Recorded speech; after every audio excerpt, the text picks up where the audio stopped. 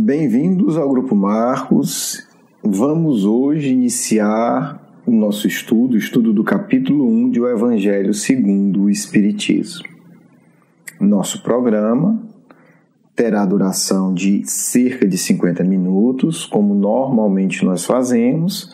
Metade do tempo nós vamos discutir, o tema, o capítulo, e a outra metade fica a cargo dos amigos espirituais. No caso desse estudo específico, do Nova Geração Evangelho segundo o Espiritismo, nós temos o prazer, o anunciar com carinho a coordenação do nosso amigo espiritual Caibá Schutel, que ao longo de toda a vida, já desde muito tempo antes, e da sua última encarnação, se dedicou bravamente e corajosamente ao estudo do Evangelho do Novo Testamento à luz do Espiritismo. Ele é o grande iniciador desses estudos aqui no Brasil. Tem algumas obras muito significativas a respeito do tema, entre elas Parábolas e Ensinos de Jesus, Vida e Ato dos Apóstolos e o Espírito do Cristianismo, onde ele vai realmente abordar, com a ajuda da compreensão espírita, essas partes de um Novo Testamento. As parábolas, os atos, a vida dos apóstolos, enfim. Então a gente vai, na medida de todo o possível, sempre trazer um pouco dessa reflexão também, dessa obra que ainda é atual, que tem ainda muita coisa a ensinar para a gente, para a compreensão do Evangelho segundo o Espiritismo. Porque ela abre aspectos que nos ajudam a entender melhor. Bem, sem mais assuntos administrativos, digamos assim, vamos começar. O capítulo 1, ele é absolutamente gigantesco. A gente não tem como esgotá-lo, mas o meu objetivo é apenas passar uma noção da grandeza desse capítulo.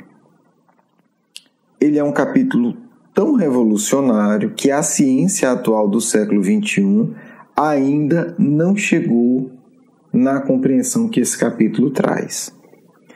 É bem verdade, a gente fala isso com muita felicidade, que ela começou, mas ainda não chegou lá. A gente pode pegar a famosa frase do Einstein, na relação da ciência com a religião, que ele diz, vou ver se eu lembro aqui, a religião sem a ciência é cega e a ciência sem a religião é manca, ou algo do tipo. Quer dizer, esse grande cientista conseguiu perceber o que Kardec escreveu no capítulo 1. Embora, até onde eu saiba, ele não desenvolveu isso, com essa visão mais integrada de Kardec, mas ele já deu um passo gigantesco. Então, merece ser celebrado por isso. Ora, o que é que acontece? Estamos aqui no século XIX, na segunda metade. Vamos pegar aí uma data de referência, sei lá, a década de 60, 1860.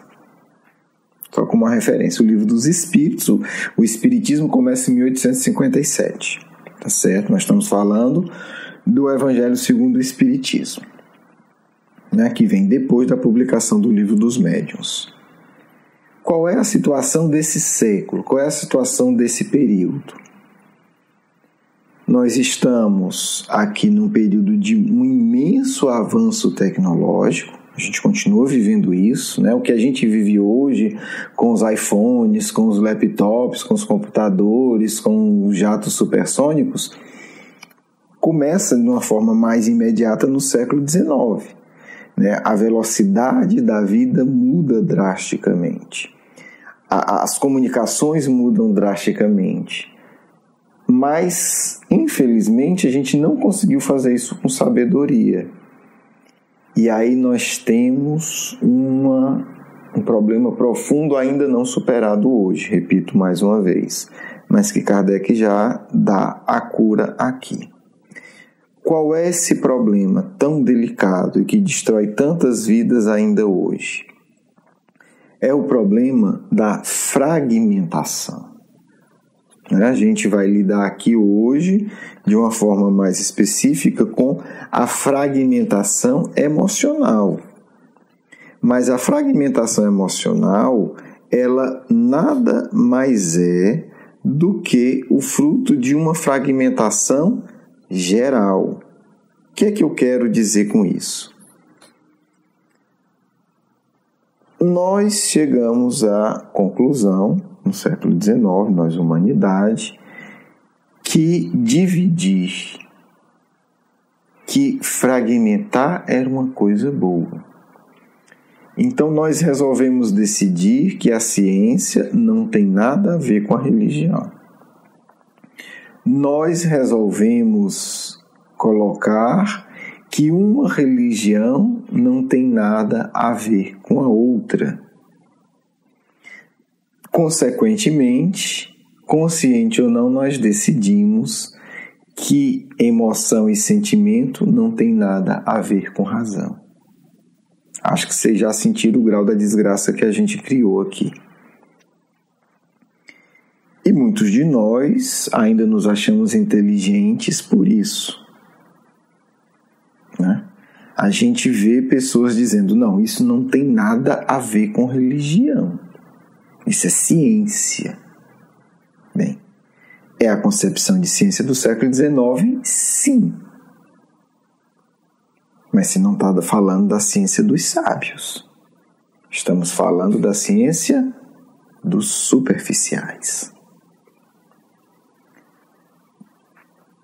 Kardec percebe isso com a lucidez extraordinária.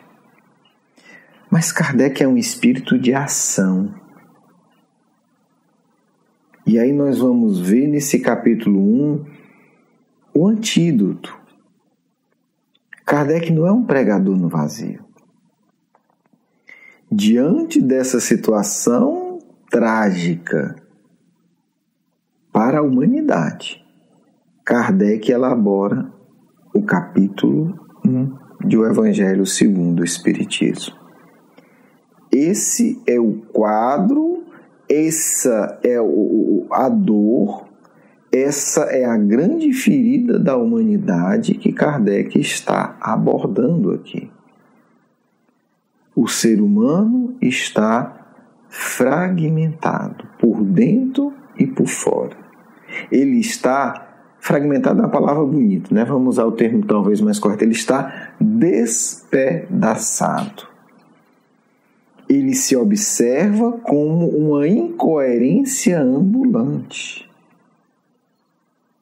Ele é uma coisa na ciência, ele é outra coisa na religião, ou ele diz que não tem religião. O sentimento briga com a razão briga com o sentimento, e o resultado é o século da angústia, da loucura. O que é a loucura, filosoficamente falando? A loucura é a incoerência. Tal grau de despedaçamento do ser que ele age de uma forma incoerente. Então esse capítulo primeiro, ele é um capítulo de um século que está enlouquecendo. E a loucura do século XIX a gente está colhendo até hoje. Né? Estamos começando a descobrir que está errado, graças a Deus. Mas Kardec coloca aqui uma síntese extraordinária. Kardec é tão radical que o Einstein não chegou nem perto dele nessa compreensão. E eu vou já provar isso aqui. Por quê? É óbvio que a fragmentação é exatamente a antifraternidade. Meu amigo, se no seu diálogo emoção-intelecto, emoção-razão, você não consegue ter um diálogo fraterno, como é que você vai ter com seu vizinho? Como é que você vai ter com seu próximo mais próximo?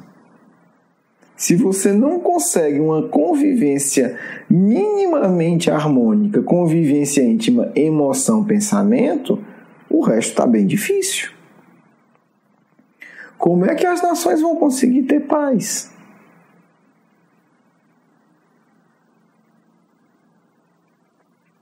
Como é que a ciência vai lidar com a religião e vice-versa? Como é que as religiões vão ter paz diante de si? Este é o quadro que a lucidez kardeciana aborda. Ele está cuidando disso. Sem denúncia, sem polêmicas desnecessárias, embora ele tenha comprado uma das maiores brigas da história, né? Mas aqui ele está cuidando da dor profunda da alma humana. Por isso, ele é o mestre que Jesus envia para trazer o Consolador. Ele está consolando. É o capítulo que prova que o Consolador está no mundo. O Consolador existe. Na verdade, ele já é a ação do Consolador. Porque ele está lidando com todas essas dores. Vamos ver como é que ele lida com isso, né? Vamos ver. Primeira grande dor do espírito humano na Terra. A religião está despedaçada. Você tem católicos, você tem protestantes, você tem vários ramos protestantes. Você tem uma separação no seio das religiões. Você tem um isolamento profundo, onde os religiosos dizem não, todo o resto vai para o inferno.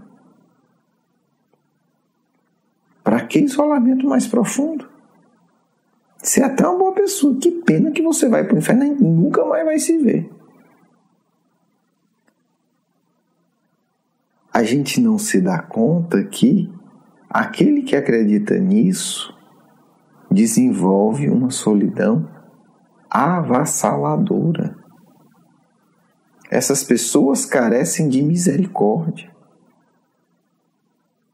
Porque elas olham para uma pessoa que ela ama e dizem, mas fulano vai para o inferno. Então a solidão e a angústia já começam a se instalar por conta dessas crenças. Então Kardec, ele é preciso, ele vai justamente na dor mais profunda. Na dor que nos faz sentir que de fato nós não somos irmãos. Que existem duas humanidades, uma mínima dos que se salvam e a imensa maioria dos condenados eternamente. E Kardec vai fazer aqui algo que poucos fizeram na história humana, que o Cristo fez. Um diálogo suave com os discípulos. Na estrada de Emaús. O que Kardec está fazendo aqui é a mesma coisa com igual beleza. O que Kardec vai dizer aqui? Olha que bonito. Ele vai dizer: as religiões são uma só. Vocês lembram de Moisés? Séculos antes do Cristo? Vocês lembram do Cristo? Né? No caso aqui, há 1800 anos atrás. Vocês estão vendo o Espiritismo? É a mesma coisa. Olha que bonito, é a mesma coisa. Estamos falando da mesma coisa. Qual é essa sensação? O que Kardec está dizendo para a profundidade do psiquismo humano? Tudo está ligado. A fragmentação só existe na intimidade dos espíritos que estão adoecidos. enquanto vocês estão se matando, católicos e protestantes, observe. Moisés está com a gente. Cristo está com a gente. Não tem por que brigar. Vocês estão brigando por pequenos dogmas. E Kardec está dizendo, Moisés está com a gente. É muito diferente essa visão. É uma visão curadora, porque é uma visão que dá uma percepção unitária. Para quem entendeu isso, qualquer disputa religiosa é ridícula. Porque a pessoa diz, olha, se Kardec está falando a mesma coisa, imagine a diferença, né, entre um protestante, um católico, um espírita, seja quem for. Então Kardec vai mostrar, olha, os mandamentos de Moisés são esses. O que o Cristo disse é isso. E o Espiritismo tem uma metodologia nova. Sim, tem. Mas está dizendo a mesma coisa. Então não venha me dizer que porque você é seguidor de Moisés, você é inimigo do Espiritismo, ou o Espiritismo vai ser seu inimigo porque você é um seguidor de Moisés, é judeu. Não, a gente está muito mais perto do que a gente imagina, esse Kardec está dizendo. Tem diferenças? Tem. Que belo, que bom, que belo. Mas tem muito mais semelhanças. Tem muito mais continuidade. E aí Kardec vai lembrar, vai dizer, olha a frase do Cristo. Amar a Deus acima de todas as coisas e o próximo como a si mesmo. Aí está a lei e os profetas. Texto escrito por Allan Kardec falando do Cristo. Kardec escreve um texto nesse capítulo falando de Moisés. Kardec escreve um texto, é dele o texto falando do Cristo. Kardec escreve um texto falando do Espiritismo. E o que Kardec está dizendo é o seguinte: nem Moisés, nem o Cristo, nem o Espiritismo veio destruir a lei e os profetas. Olha que bonito. Não há destruição. Nosso papel não é destruir nada da religião. É dar continuidade. Se isso não bastasse, Kardec vai antecipar aqui o século 22. Né? Pelo menos no sinal, porque eu acho que no século 21 a gente chega isso daqui. Depois disso, achando pouco, o que é que Kardec diz? Existe uma aliança. A palavra é dele, aliança da ciência e da religião. Gente, se isso hoje soa um pouco estranho, no século XIX, vocês imaginem. Né? O século XIX é o século que diz ciência e religião são inimigas. Né? O Augusto Comte, do positivismo, que era a filosofia oficial da ciência, dizia o seguinte: a humanidade teve um estágio atrasado religioso. Hoje nós estamos no estágio científico, a religião está superada. Kardec diz, não é assim não. Porque Kardec podia ter entrado na briga. Não, então vamos fazer aqui a nossa coisa diferente. Não. Existe uma aliança. E aí Kardec vai escrever mais um texto falando disso. Vou ler só as primeiras linhas. A ciência e a religião são duas alavancas da inteligência humana. E aqui ele deu um golpe mortal na estupidez humana. Olha o que é que ele diz. A religião é uma alavanca da inteligência. Então ele está dizendo, a inteligência precisa da religião e da ciência. Uma revela as leis do mundo material e a outra as leis do mundo moral ou emocional. Mas umas e outras, tendo o mesmo princípio que é Deus, não pode se contradizer. Então, não é... E aí ele superou todo mundo até agora. Não é que as duas são importantes. E aí ele passa o Einstein muito. Porque o Einstein disse que uma precisa da outra. Kardec está dizendo outra coisa. Elas são a mesma coisa. Elas falam da mesma coisa, na verdade. Da mesma realidade. E ele está abrindo a porta para a gente entender no futuro. Elas são a mesma coisa. Podem falar de aspectos diferentes. Porque as coisas não são dissociadas. Elas são uma coisa. Por quê? Porque elas ajudam a inteligência humana a se desenvolver e entender a obra de Deus. Seja a gravidade, seja a relação químico-biológica dos organismos. Achando pouco. Kardec encerra com uma coisa extraordinária que se chama Instrução dos Espíritos. O que é que ele está dizendo aqui? A obra é coletiva. Existe união das religiões, existe união da ciência e da religião, que no fundo é a mesma coisa. E existe união entre vivos e mortos. E aí ele vai dar a palavra aos espíritos. É extraordinário porque quem é que vem falar? Vamos falar do povo. Primeira mensagem.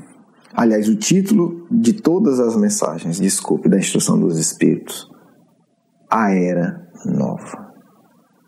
E aí Kardec sai de cena e diz: vamos chamar os mortos, os imortais, os desencarnados, para falar do futuro da humanidade. Primeiro, quem vem? Vamos lá. Um espírito israelita. Depois, Fênelon. Depois, um discípulo de São Paulo, Erasto.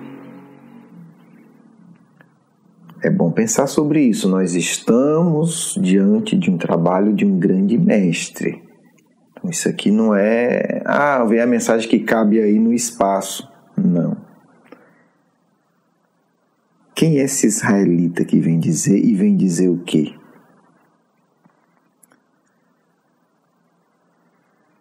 Olha que bonito como é que ele encerra aqui a mensagem dele. Foi Moisés quem abriu o caminho, Jesus continuou a obra e o Espiritismo a arrematará. É uma mensagem que vai falar de Moisés, né? Inicia Deus é único e Moisés, o Espírito que Deus enviou em missão para fazer conhecer, não somente aos hebreus, mas ainda aos povos pagãos. Emmanuel vai dizer a mesma coisa, é um dado histórico, né? O povo que revela ao mundo a unicidade de Deus são os judeus, é o povo hebreu. Depois, o que é que o Fênelon, que foi um dos maiores intelectuais europeus, né?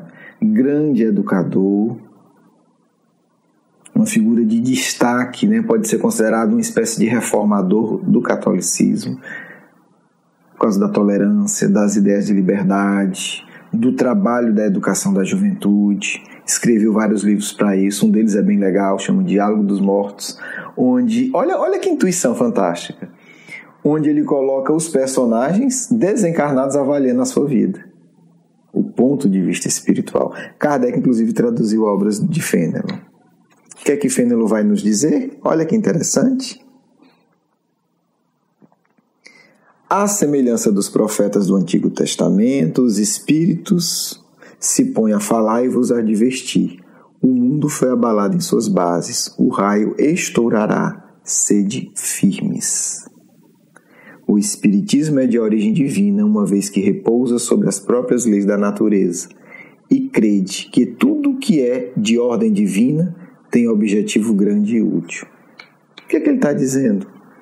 O ponto central é Deus. Se você está estudando Deus, a obra de Deus, você está estudando a mesma coisa. E depois é muito interessante porque vem o Erasto, que é discípulo de Paulo, falar de Santo Agostinho, que foi talvez o maior intelectual cristão da Idade Média. Falando também da Nova Era e do trabalho de Santo Agostinho, hoje sabemos guia espiritual de Bezerra de Menezes, na renovação cristã do mundo.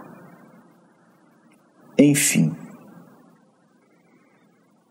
tem que ser rápido, o tema é bastante amplo, mas é importante a gente apenas perceber por que Kardec começa o Evangelho segundo o Espiritismo com isso.